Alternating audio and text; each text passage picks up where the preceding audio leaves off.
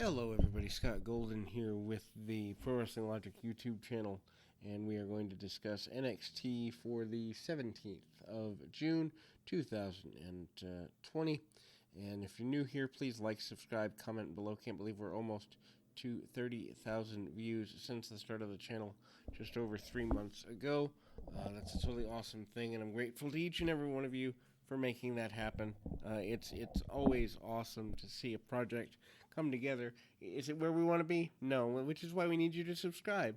But is it better than I imagined at this point? Certainly, and I thank each and every one of you for your continued support.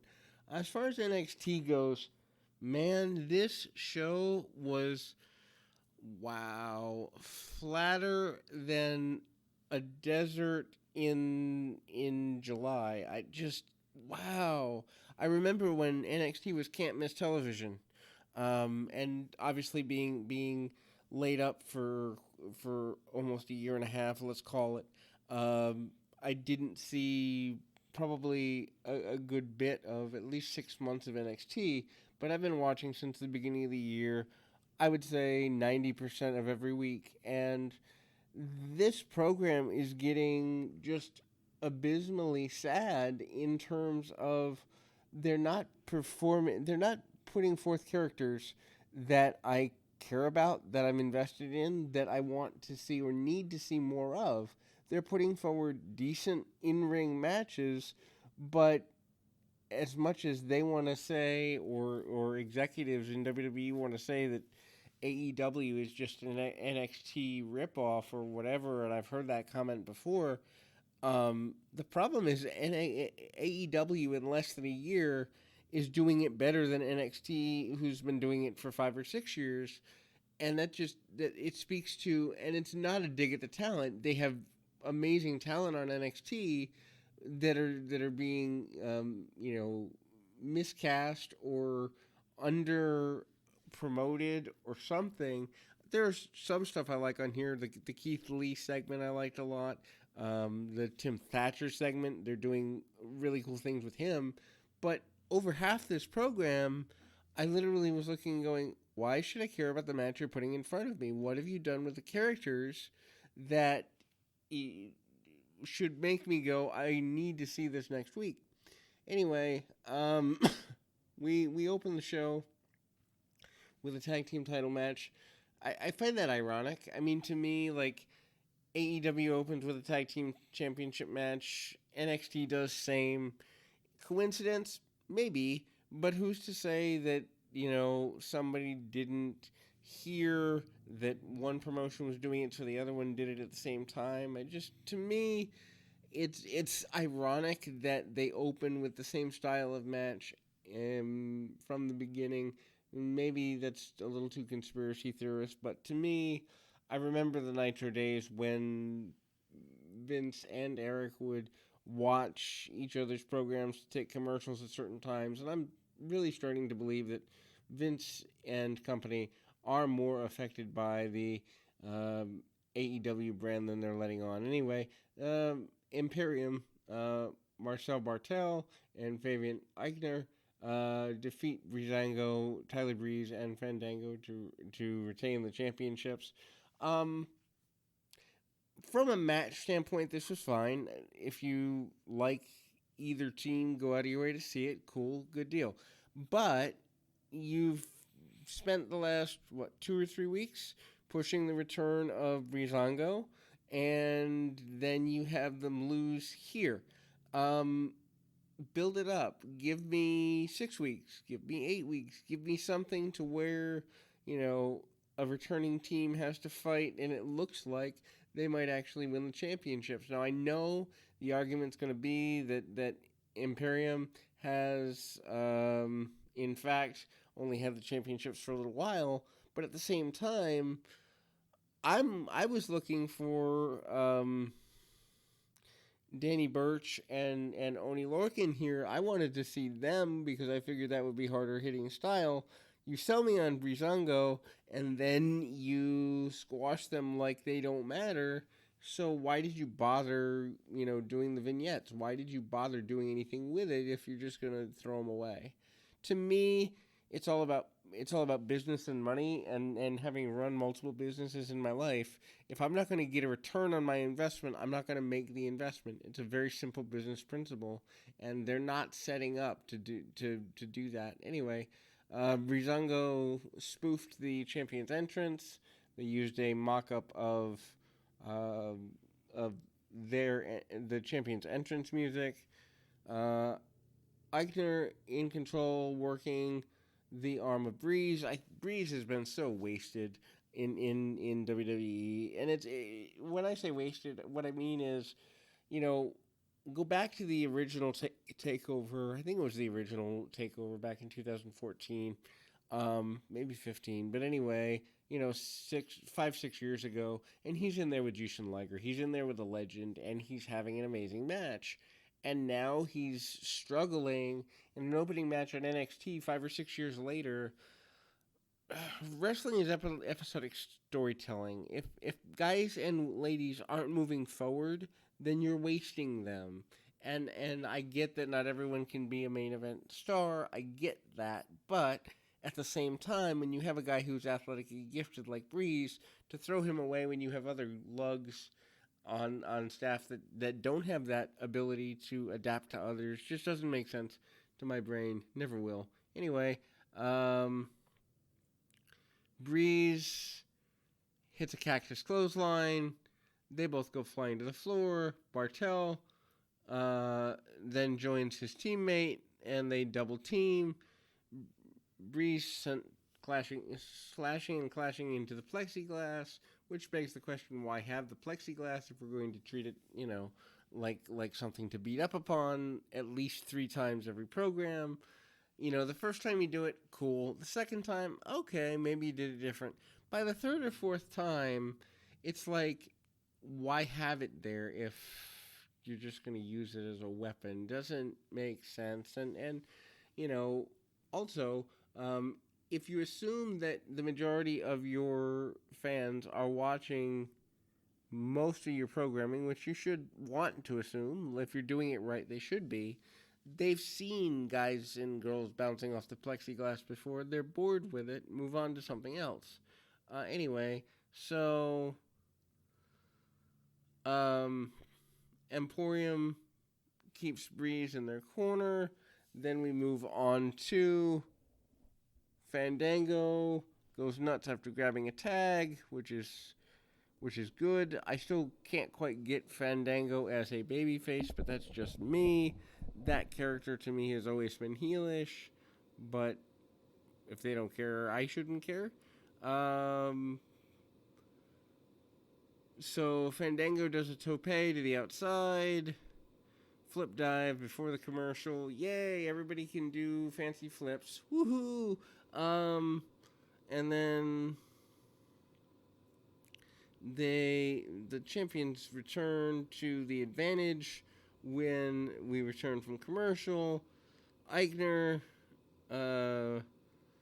does a strong suplex with his partner. I mean, that's decent enough. Breeze counters so that Fandango hits a fashion faux pas for near fall. That's broken up, and then Fandango moves, and he delivers the Bobby Eaton flying leg drop. I remember because I actually remember when he was in the New England Independence. I've called some of his matches, and he was doing the Bobby Eaton thing 18 years ago in like early 2000s, and that his body still held up is just, it's phenomenal. It's amazing. It's cool. Anyway, so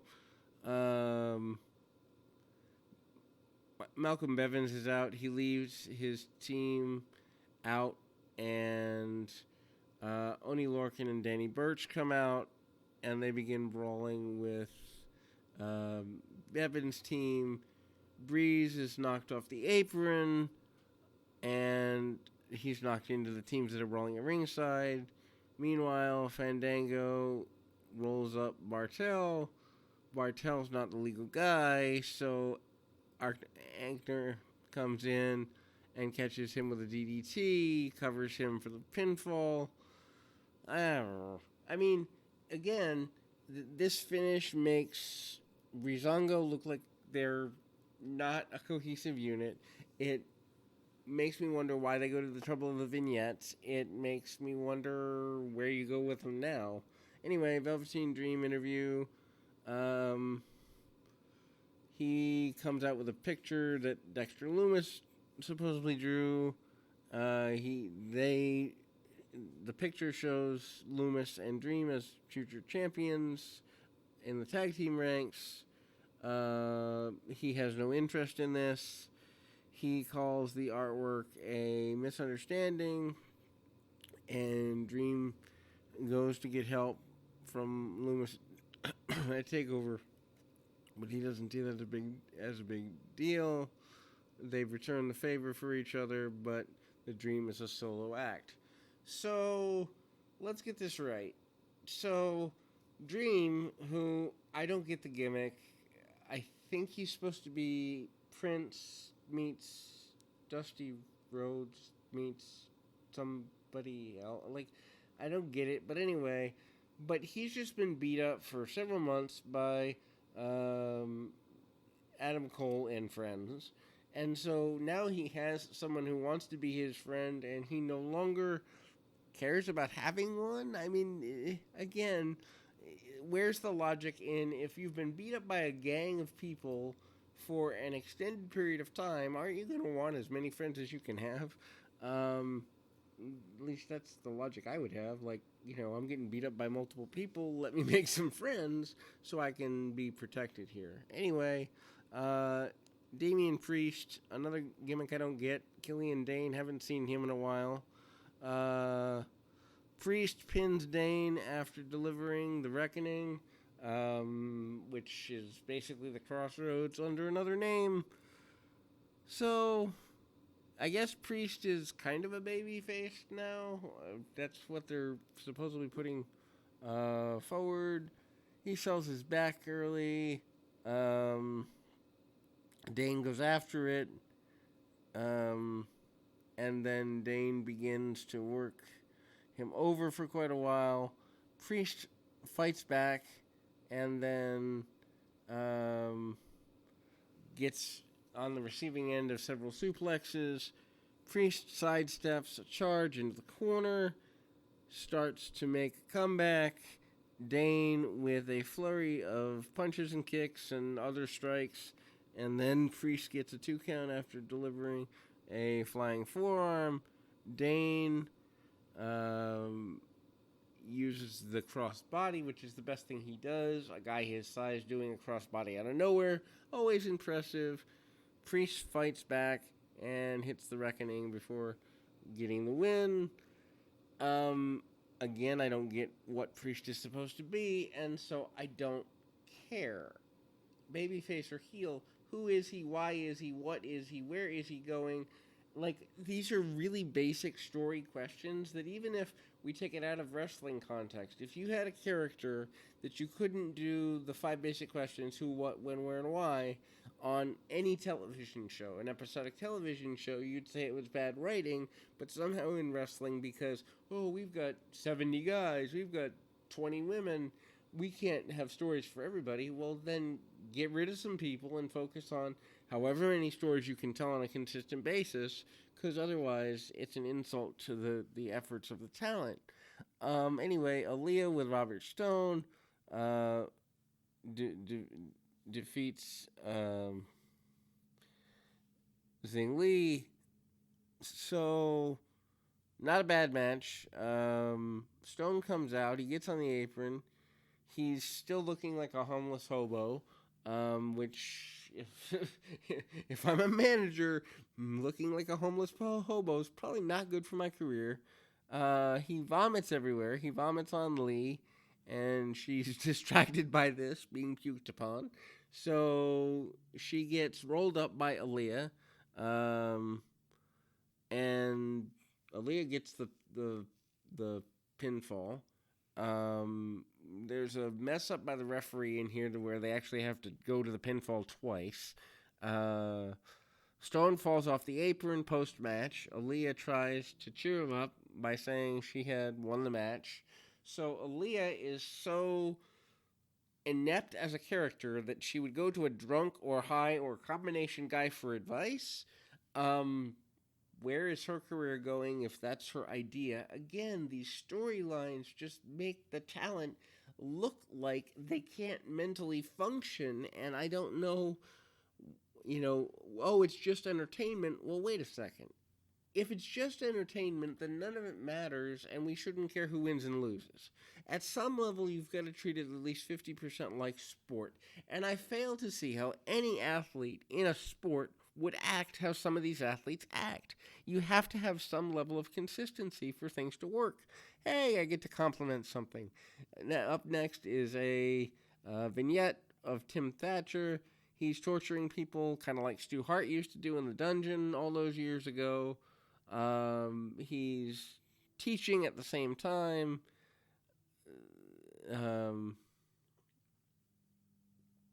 Basically, Thatcher looks like the guy, like a drill instructor, only as a wrestler. So he's worried about technique, he's worried about punishment, he's worried about torture, he's pushing the people in his quote-quote class as hard as he can. I'm a major fan of this. I hope that he is in line for the NXT Championship. I would have no problem if he was the one to beat Adam Cole, although I don't think that's where they're going. Also would have no problem if this eventually leads to Thatcher and Keith Lee somewhere down the road. That would be a heck of a lot of fun. Undisputed Era takes Roderick Strong to therapy. Remember when NXT used to be a wrestling-heavy show? Remember when everybody praised what went on NXT as a refreshing breath of fresh air from Raw and SmackDown? Yeah, those days are gone. Like, another useless segment here. Probably more insulting than others. So, they pick up, Undisputed Era picks up Strong in the limo. Strong looks like he hasn't shaven in a week, hasn't showered in a week, and probably smells like a barnyard. And he's obviously not in the best mood. He's showing paranoid. And then Cole and Strong lay on a couch, and he tells him to close his eyes. The doctor then lowers the book he's reading to reveal his face, and it was Kyle O'Reilly, of course. He's disguised his voice and used a fake name, pretending to be a doctor. He obviously asks Roderick Strong what's wrong, and so, of course, Strong talks about Loomis. He's talking about his fears related to Loomis. Cole starts doing an ink blot test, and Strong begins to lose his mind. He's worried about the trunk. So they take him out. They try to put him in a trunk. Roderick runs away. He won't go. He's told to confront his fear. He doesn't. And Fish and Cole go after him. I mean, again, this is straight out of TNT, which I want to get back to those reviews, but this is straight out of vaudeville, straight out of TNT, or some equally obsequious, obnoxious thing. And it's just like, why do these things when, first of all, there's no money to be drawn right now anyway due to the pandemic, but there's nobody who's going to go to a wrestling event and be like, I hope to see people pretend to be psychologists. It's not going to happen. Hello. So Adam Cole's backstage. He's confronted by Keith Lee. This is good. And so he warns Cole that he'll be the person taking the championship away from him. Cole runs away. Keith Lee stands there and smirks. Yay! Adam Cole, Keith Lee, something that people will actually want to see. Cole comes to the ring. He talks about being the best in NXT. He talks about holding the championship for 388 days.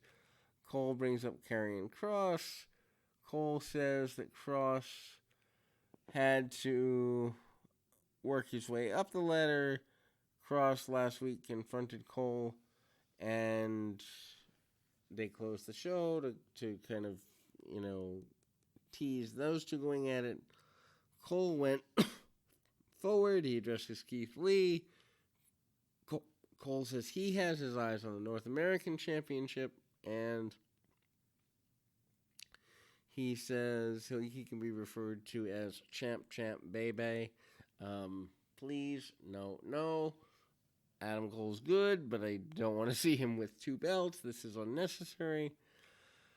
Keith Lee comes to the ring, and he's talking, and basically Johnny Gargano comes out. He interrupts. Gargano warns Lee that he's had his sight set on the North American Championship, so I guess we're continuing that feud, which isn't bad. Gargano and Lee are good in the ring, so more of that wouldn't be horrible. And he then says that he and his wife Candice are going to be the first couple to both hold championships in NXT history. Lee is going verbally sparring with Johnny Gargano when Finn Balor comes out. He arrives and he refers to some of the wrestlers as marks. So far he's used gimmick, marks. I think he used the word angle, get the push. So basically, Finn Balor, who at a point was a Universal Champion, the first one of this, I guess, modern era, the last 4 or 5 years, whatever, and then he gets injured. He's reduced to using insider terms. This is what you do with one of the best athletes in your company? Again, who went brain dead here? So anyway, Balor wants the North American Championship. Balor and Lee could be good. I think that would be fun. He says he wants it because he's never had it before. Balor gets in Lee's face, and he says that this is a warning, not a challenge. Balor's taking the championship, or so he believes. He turns to Cole and warns him that he'd come for that championship too, and that he would win both. Wow. So there's preoccupation with winning both championships. Alrighty then. Balor calls Cole a transitional champion. Wow. Over a year, that's a long transition. Cole obviously takes exception to this, and so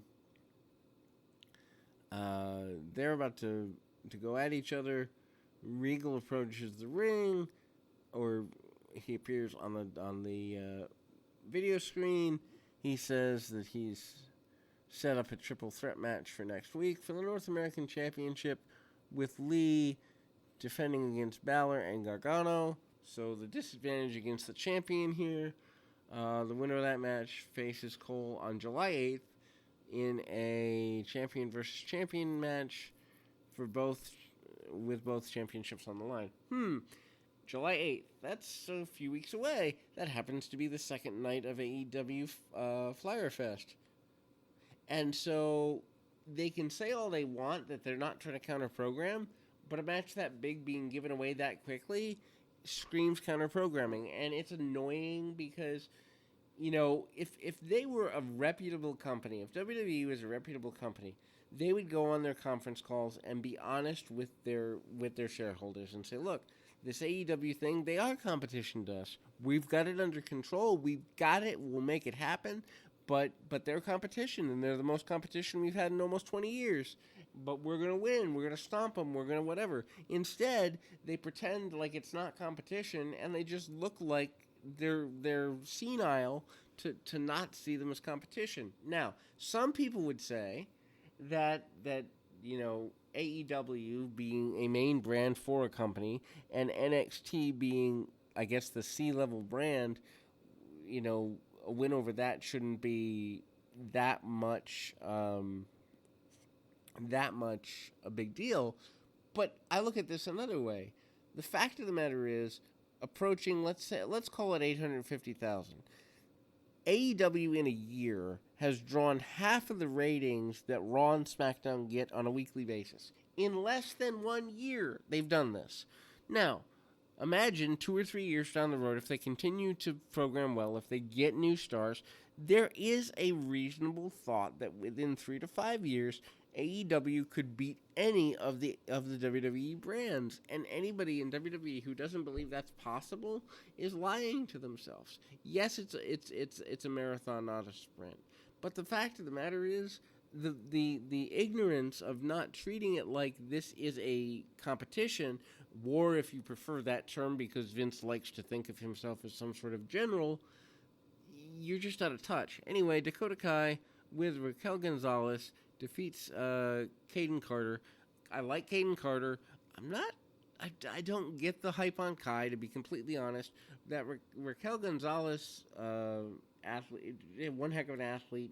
I want to see more of her. I think they could really do something with her on the main roster or here, doesn't matter which. She's inexperienced, but once she has experience, she's going to be really unique and fun to watch and fun to catch the development of. Kai gets a short match win, interference with Gonzalez. Carter gets a really short shine spot, but they went to the finish really quickly, and then Scarlett the hourglass Scarlett brings out last week, shatters, and Cross walked over the pieces of broken glass and sand. This is pretty cool. I mean, I'm not a fan of the Killian Cross concept, but just because I'm not a fan of it doesn't mean I don't understand how it works. The theatrics and the pageantry behind this character, they've done more with that than they've done with much of Raw and SmackDown. And they've only had maybe 2 months at most to promote the Cross thing. They've really done a good deal with that. Mercedes Martinez is highlighted.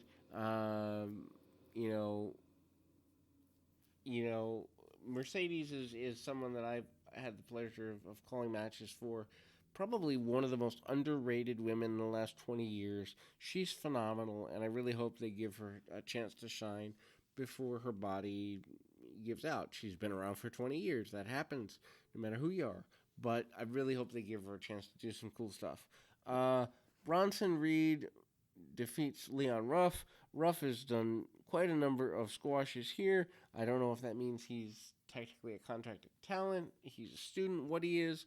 But Reed goes right after Ruff in a quick squash. Splash off the top from Reed. Ouch. And post-match, Karrion Kross comes out and challenges Reed to a match next week. And he carries Ruff to the back. Someone slashes the tires of Damian Priest along the way. Cameron Grimes drove up in another car, and he taunted Priest before speeding away. So I guess we assume that Grimes is the one to have cut the tires. Cruiserweight champion Santos Escobar comes out. He's basically saying that he along with his assistants, who, yes, I know their names. No, it's not important at this point because he's the star of the ensemble. He's dropping the legacy of Phantasma. He's known just as a luchador while wearing the mask. He knew he'd come in and sign NXT, and he's closing that chapter on Phantasma. He's going to rewrite the history of Lucha Libre. And he said his father, who was also Phantasma, said he's going to be a leader and not a luchador. So basically we have a luchador who hates lucha. Interesting angle. I don't know that I've seen that before. Vows to teach Mendoza and Wilde how to be leaders themselves. Escobar says he is the leader of leaders. Is that like the King of Kings? Is that gimmick infringement somewhere somehow? Um, so Drake Maverick interrupts and he storms the ring. Maverick gets some shots in and then gets beat up in a multi-man mugging. Maverick is able to do a tope, but not even that's enough. Escobar then gave Maverick a phantom driver off the stage through a table. Why are we killing Drake Maverick after being so happy that he's back with the company now? Like, why? I get that you're building an angle, but did you have to go that strong with it right off? Anyway, announced for next week: Grimes versus Priest, Reed versus Cross, and the three-way for the North American Championship. So, main event time. Yay! Finally, this show's coming to a close.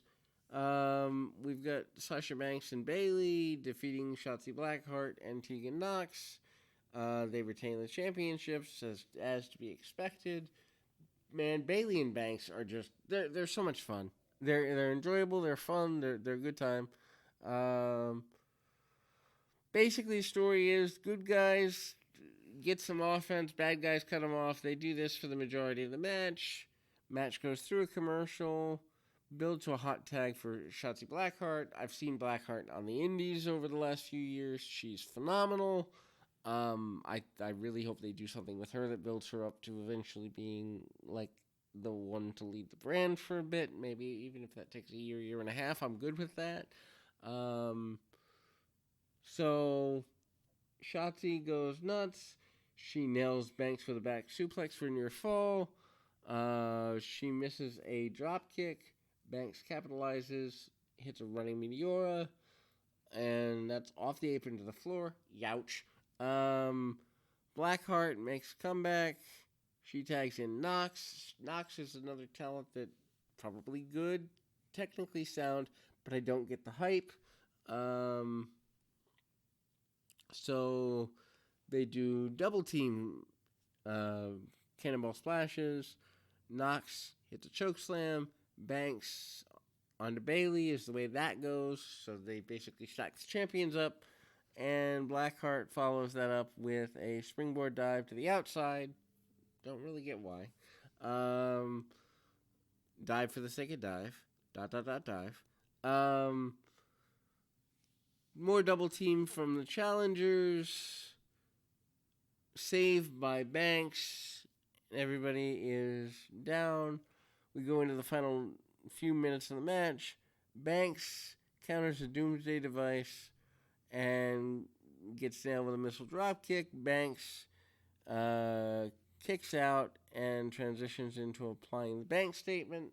Still a cool name for a move anyway. Blackheart escapes that, which is surprising. More of a sign they're going to go further with Blackheart, that she would escape a hold that's been so successful for Sasha. She applies cattle mutilation. Bayley gets in the ring with a chair to break up the hold.